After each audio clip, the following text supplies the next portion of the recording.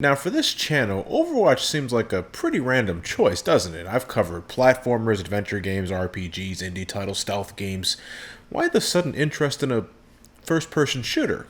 Well, you know how I had a certain feeling about Bayonetta all those years back and ended up falling in love with it? Just a couple of years ago, I had a similar feeling with Bioshock Infinite, and lo and behold, I ended up falling in love with that game too. And this past year, the same feeling struck me when I laid eyes on Overwatch.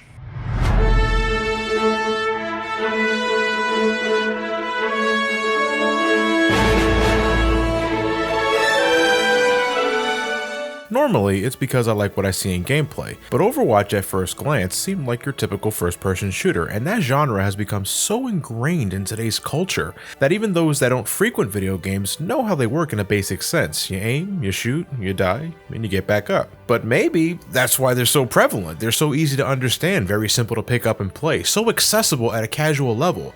And if you like what you play, odds are that game is also packing extra layers that reward the dedicated player with appropriate skill sets and replayability. Though I think replayability all depends on whether or not there are still people around to play with you. At PAX East 2016, Overwatch had a ginormous booth dedicated to it, and immediately my eyes were drawn to the character designs. These weren't your basic brown and green soldiers, these were a rainbow spectrum of characters of all shapes and sizes, and then I saw the developer of the game, Blizzard, and suddenly it all made sense. This is my first game from Blizzard actually. I'd never played World of Warcraft, but fuck if I wasn't surrounded by people that did. And the one thing I always dug about WoW was the world inside it, the diversity of people, creatures, and otherworldly creations. I don't think I'd ever play the game now, even with my unhealthy love of Final Fantasy XIV, but I can still gawk at World of Warcraft's artistic direction, and that same direction quite prevalently bleeds into Overwatch. It's the first thing I'll praise right off the bat. I love how this game looks. The cast of heroes and villains are not just colorful, but goddamn, they're so spry and well animated. Expressions are top notch, got squash and stretch for a Saturday morning cartoonish feel.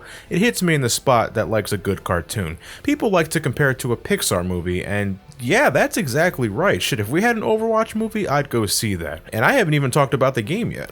But people were also quick to compare this game to Team Fortress 2, another team-based shooter that's a property of Valve, and I'll tell you, I haven't put much time in TF2, but with all the internet memes surrounding the game in the past 9 years, I feel like I know everything about the damn game. And it wasn't just because both games were filled with exaggerated character designs, but, and this is really odd to me, both games are packing very little story, and I wanted to begin there. When you load up the game, you got an intro cinematic that gives you a small explanation about the world you play in. In the distant future, humanity created robots with advanced artificial intelligence, and for a while, they lived in a golden age together. But because humans and robots are simply not allowed to live peacefully together in a fictionalized setting, robots built for combat soon began to turn on humanity, causing a huge crisis. In response, a defense force, called Overwatch, was created to counter the robotic threat, and soon the corrupted robots were neutralized. But the forces responsible for Overwatch had a fallout, and after the Overwatch HQ was destroyed in an explosion, Overwatch was disbarred by the United Nations, making any type of Overwatch activity illegal. Years afterward, the world slowly became a budding war zone full of corrupt organizations and terrorists,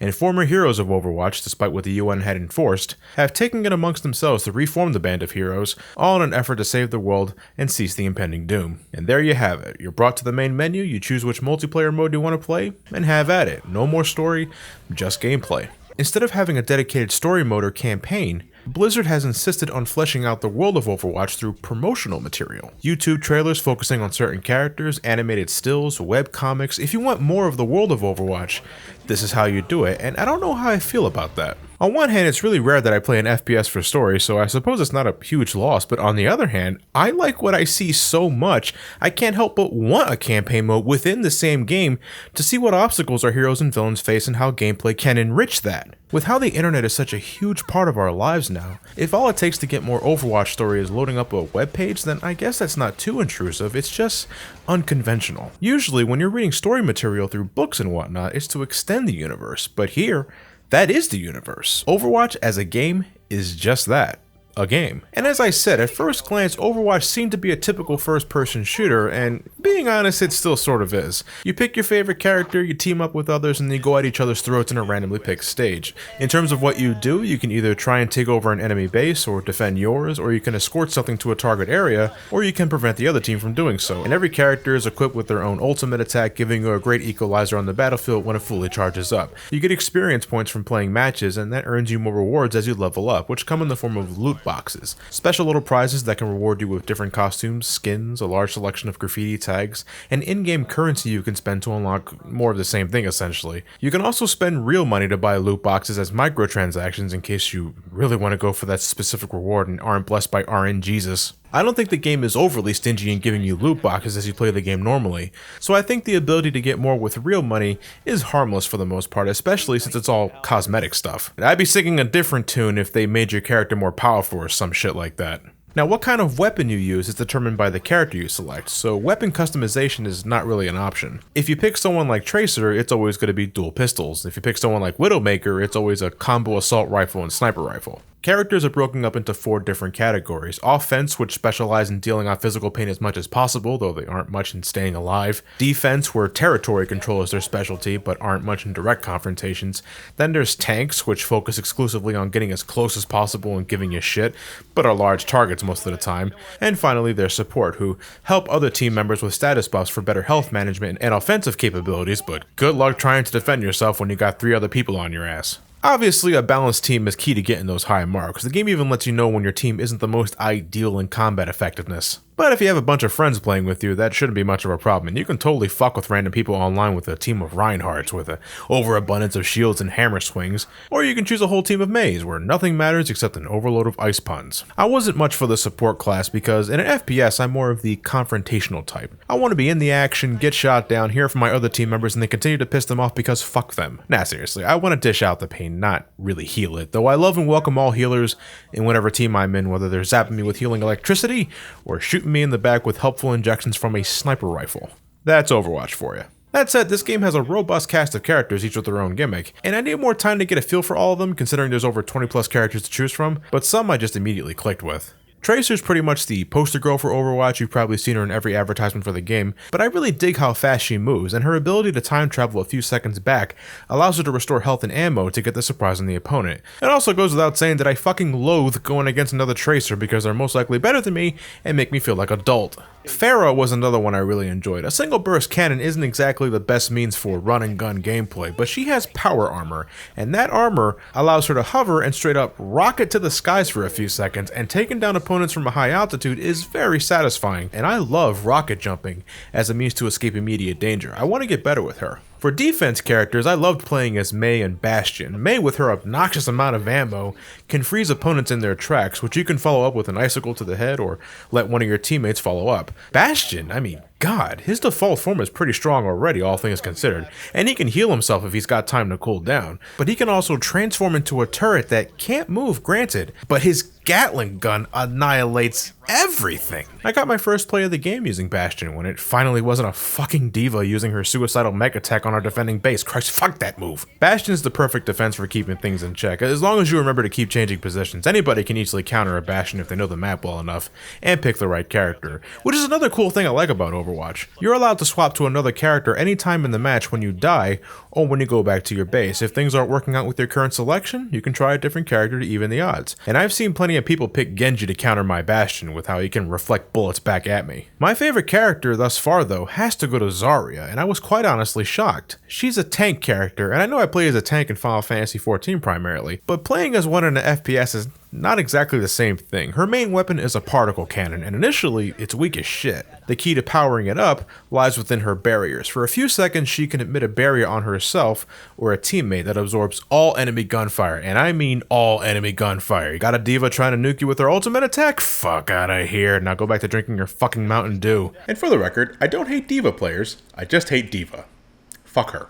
The more you absorb with her barriers, the stronger the cannon becomes, and when it maxes out, it's disgusting. I got some of my biggest kill streaks with Zarya, and I don't plan on stopping anytime soon with her because of that. I feel I should apologize to you guys because I realize how long it's been since the Mighty Number 9 video, and even though I was legitimately busy with the Let's Play channel, Brain Scratch commentaries, and the recent charity event I just did, I kept you guys waiting a bit for a relatively short video in comparison to some of the big ones I just did recently, the Street Fighter collection and like Mother 3, among others. I was thinking I really need to get started on the Star Fox marathon real soon, but I really want to talk about this game real quickly, and it's probably going to take me forever, but I was surprised to learn how simple Overwatch was to get into, and really how simple it is to explain it to others. It's a video game before anything else. There's really no story to talk about, no single player campaign, and there's nothing much else to do other than online multiplayer. And yes, I do think it's online only. Overwatch is filled with assets you've most likely seen a million times before if you fancy yourself an FPS player.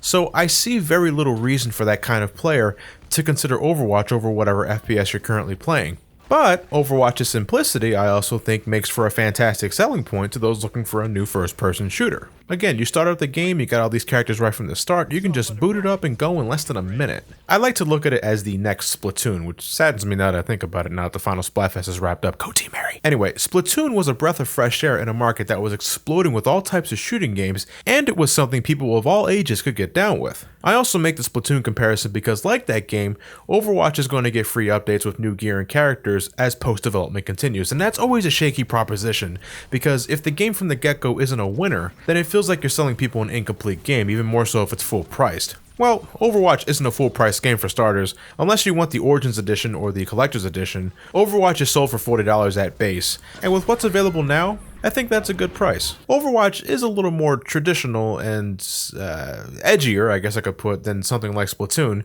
but its bright and colorful graphics, wonderfully diverse cast of characters, and whimsical writing can be enjoyed by more than whatever derogatory term people use nowadays for stereotypical FPS players. It's on the PS4, Xbox One, and PC. I got it on the PC because, believe it or not, I actually prefer FPSs on a computer. I think there's no better control for one than with a keyboard and mouse. And I know that may sound shocking to some of you guys with how much I've said about how I'm against PC controls for other types of games in the past, but I've been playing FPS games on the computer since the original Counter-Strike was a thing, and ooh, that takes me back. And I'd like to take this time to thank the people who joined me in some multiplayer shenanigans specifically for this review.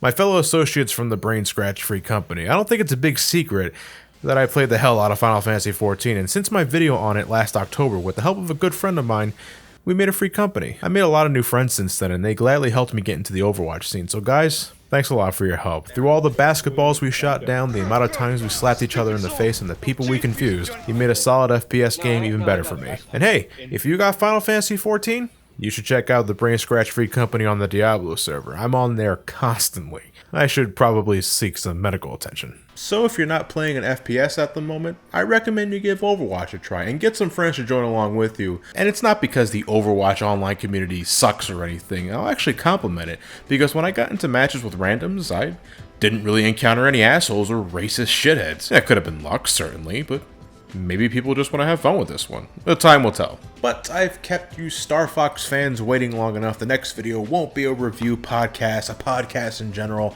or a reaction video to anything. Unless it's a new Metroid game, then no promises on that one. But the next video will be the beginning of the Star Fox Marathon. So I'm going to check my G diffuser one last time. And then next up, we're heading into the Lylat system. With all that said, thank you guys for watching. Have yourselves a fantastic night, and take care.